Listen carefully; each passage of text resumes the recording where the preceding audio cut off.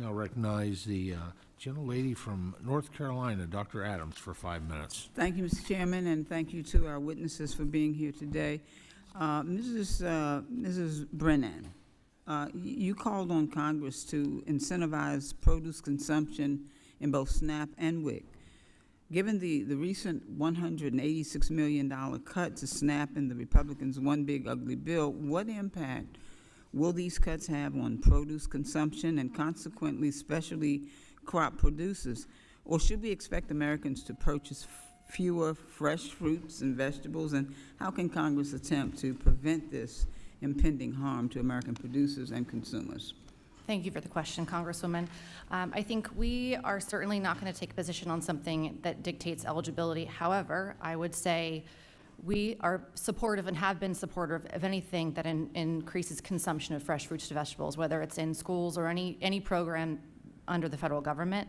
I'm happy to look at and work with the Trade Association to get you numbers as related to your question of what this means on the ground, and circle back with you directly.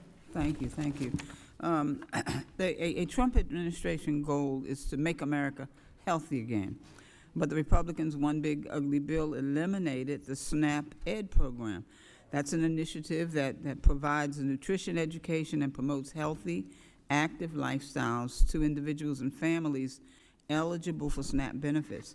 So what are the potential consequences of eliminating this program for American families, and how might it impact specialty crop producers who rely on increased demands for fruits and vegetables? Yes, ma'am.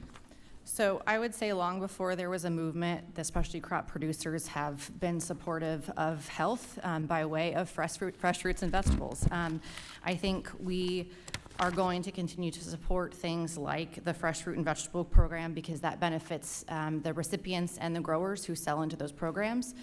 So we will continue to support those programs as they stand and are happy to serve as a resource for the committee or the administration for further information. Thank you. My last question will be for everyone, if they can briefly respond. Let me say, first of all, that specialty crop exports total $24.6 billion in FY 2023, providing essential income to U.S. farmers.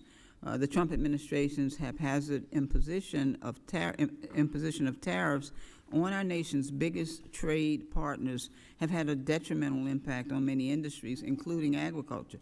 And to all of you, what with such a large amount of income tied to the export of specialty crops, what impact do you foresee that the tariffs will be having on farm income for specialty crop growers?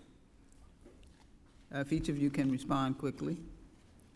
I'll certainly say for Michigan, we expect negative ramifications of this in the short term. We're also concerned about the long-term stability of markets, right? Our Michigan specialty crop industry is built on multifaceted demand outlet, both domestic and international, fresh market processing. It takes all of those things working in concert together to have a vibrant industry for our state. The continued access into international markets is really going to be critical for our ongoing success. Okay, thank you, sir. Yes, sir. Congresswoman, thank you for your question. My nursery does not ship internationally, but my brother and I do farm almonds, which is a powerhouse California crop. And in that market, or that crop, it is primarily an export market. And so in that regard, we support trade agreements that support the free and fair trade and export of almonds. Okay. Yes, sir. Congresswoman, I'm a researcher, so I don't have much opinion on that, but I can convey my stakeholders' opinion for sure. So they are concerned about some of these issues, but again, as a researcher, I don't think I have much information to convey at this point. Okay, thank you very much. Yes. I would just add quickly, I think it's the unknown, right, which is going to affect the markets greatly. So I think that's what we're focused on. Okay, thank you very much. Dr. Boring, North Carolina and Michigan are not as uncommon as one might imagine. According to the Census, Agriculture, and the Local Food Marketing Survey, North Carolina and Michigan rank top 10 in number of operations producing specialty crops and number of operations. It means then that our states are producing a lot of nutritious foods that can readily feed our communities. And North Carolina has done a pretty impressive job implementing former USDA investments, such as local food purchase assistance programs the Resilient Food System Infrastructure Grant Program. So can you tell me just a little bit about Michigan's implementation of these programs? We followed right along with North Carolina in implementation of a lot of these. Those kinds of programs are demand for the food and the product we grow here in Michigan. So continued support of that is really in the long-term best interest So of I'm people out from of Michigan time, and if you could and North send that to Carolina. us in writing, I'd appreciate it. Thank you, Mr. Chair. I yield back.